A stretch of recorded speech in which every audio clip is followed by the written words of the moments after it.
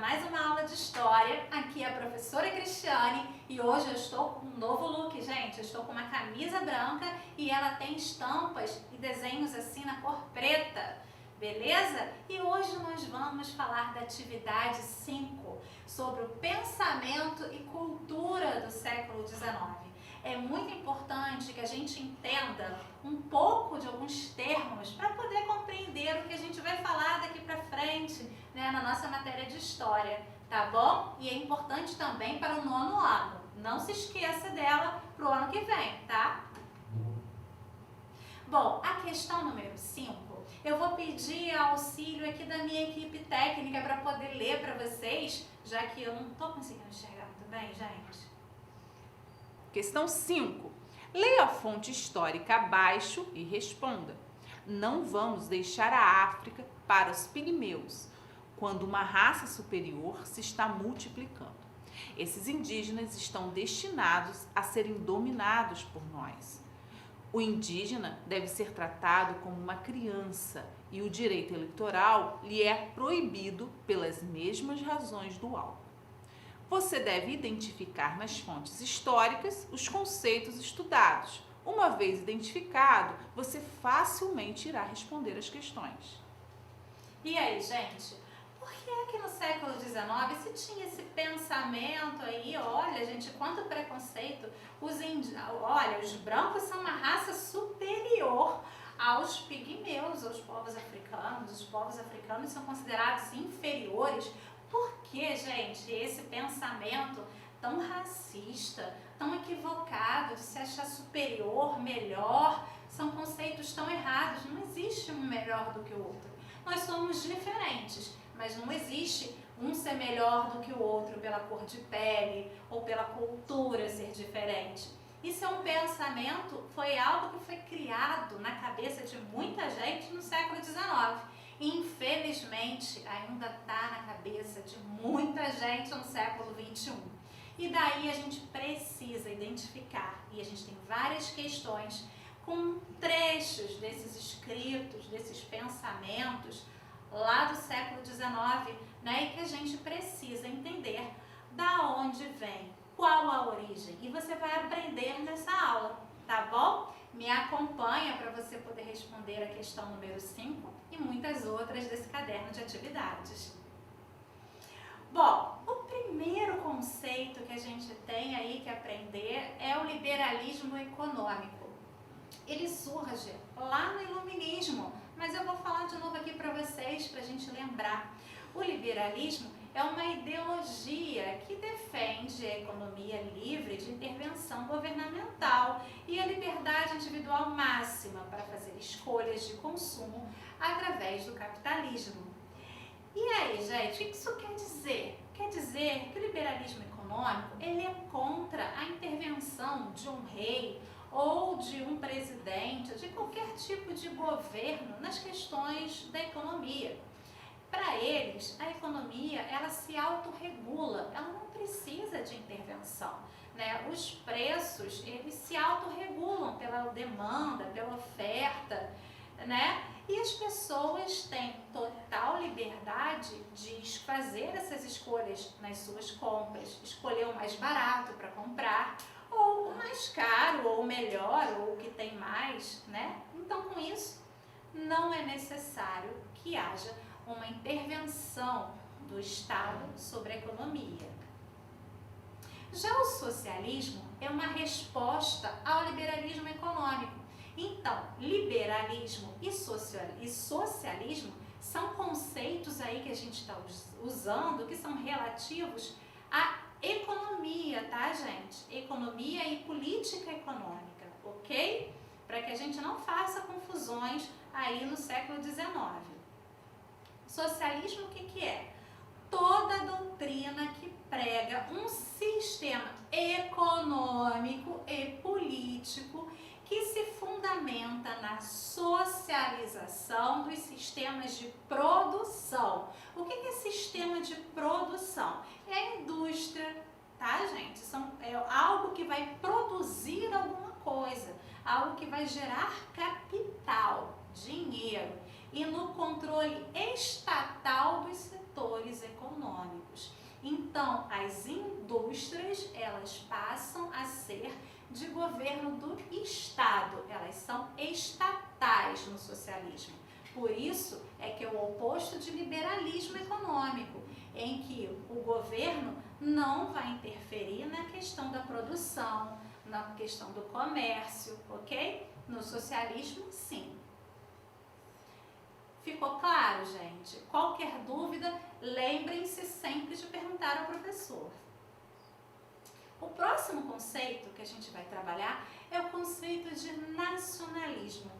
O nacionalismo consiste numa ideologia, ideologia são ideias, e também é um movimento político baseado na consciência da nação que exprimem a crença na existência de certas características comuns em uma comunidade nacional ou supranacional. É o desejo de modelá-las politicamente. De acordo com essa ideia de nacionalismo do século XIX, as pessoas elas têm características comuns porque elas pertencem a uma nação. Não é algo individual. Então, os alemães são melhores do que os franceses, porque eles são alemães, ok? Os franceses se achavam melhores do que os alemães, porque eles são todos franceses. É como se os indivíduos, eles ficassem melhores porque eles fazem parte de uma determinada nação, de uma determinada etnia, ok? O próximo conceito que nós vamos trabalhar é o conceito de darwinismo social. O darwinismo social prega uma ideia de hierarquia entre as sociedades. Desse modo, seria possível falar que determinada sociedade é superior à outra. E aí, gente, vai muito se espelhar, vai pegar muito dessas ideias aí do nacionalismo, jogar no darwinismo social. E lembra do Darwin? Bom, o Darwin era um cientista que pregava a teoria da evolução, né? Tem nada a ver com questões sociais, está lá trabalhando no campo da biologia. Mas as pessoas começaram a pegar essa ideia e colocar também em sociedades. E isso vai dizer que o darwinismo social vai ser usado que existem sociedades que são mais evoluídas do que outras. Né? Existem nações que são mais evoluídas que outras, por conta de características que eles acreditavam físicas melhores. Por exemplo, na cabeça deles, como era tudo muito voltado dentro da Europa, então a Europa era o modelo máximo de evolução na escala aí do darwinismo social. Sabe? Evolução de Darwin, só que eles usavam para a sociedade. Então, a Europa seria o topo da evolução de ciência, de tecnologia, era o máximo que o ser humano chegou.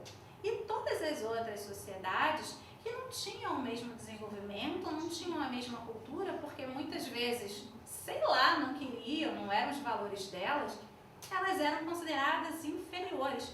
É como se elas estivessem ali no início da criação, no início do desenvolvimento, né, para eles. Então, essa é a teoria do darwinismo social. A próxima teoria, que é muito importante, que vai surgir no século XIX, é o imperialismo. O imperialismo é uma política de expansão e domínio territorial. Mas não só territorial, tá, gente? Cultural, econômico, de uma nação sobre as outras. É muito semelhante, eles tiram a palavra imperialismo dos antigos, do antigo Império Romano, por exemplo, que ele se expandiu territorialmente e ele impunha a sua cultura aos povos dominados e impunha a sua economia aos povos dominados. Então, esse novo imperialismo, ele acontece não da forma que o Império Romano acontecia, né? Não entravam em guerra para conquistar, assim, novos territórios, mas acontecia de formas, às vezes, até mesmo diplomática, econômica, né? E cultural.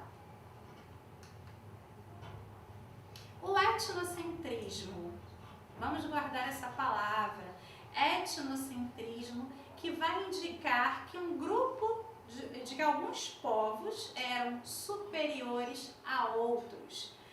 É aí que vai surgir o racismo. E o darwinismo social é uma interpretação, como nós vimos, equivocada da teoria da evolução, que explicava o poder dos mais fortes sobre os mais fracos, graças à seleção natural. Então, esse etnocentrismo, ele surge do darwinismo social, que vai dizer, como eu já expliquei mais uma vez, né, dando o exemplo da Europa, eles achavam que a Europa, e aí a gente tem um termo eurocentrismo, que vem de etnocentrismo, desculpa. O etnocentrismo vem de etnia, ou seja, existe uma etnia superior. A Europa branca é da etnia superior, porque é superiormente mais importante. E como a Europa era a etnia superior, era o mais desenvolvido, vai surgir o eurocentrismo, tá? Que tem semelhanças aí na questão da superioridade desse povo. E ele surge no contexto de darwinismo social. Então, para eles, o branco, o loiro, o europeu, ele era uma raça muito melhor, muito superior e, portanto, mais bonito, mais belo, obrigando a todo o resto do mundo a se comparar a eles, né? E aí nós vamos ter o surgimento, né? E aí digamos assim, o acirramento do racismo nas sociedades, né? E essa não adequação dos indivíduos que, como eu, não são brancos, não são loiros, né? Não têm olhos claros e podem se sentir inferior só por ter essas características. E olha só, gente, eu não sou inferior, não. Me acho ótima e vocês também. E aí chegamos ao fim da nossa aula. Você consegue responder qual desses conceitos está lá naquele texto do começo? Então tá bom, gente. Espero que tenhamos entendido. Se não, consulte o seu professor. Boa atividade e até a nossa próxima aula. Tchau!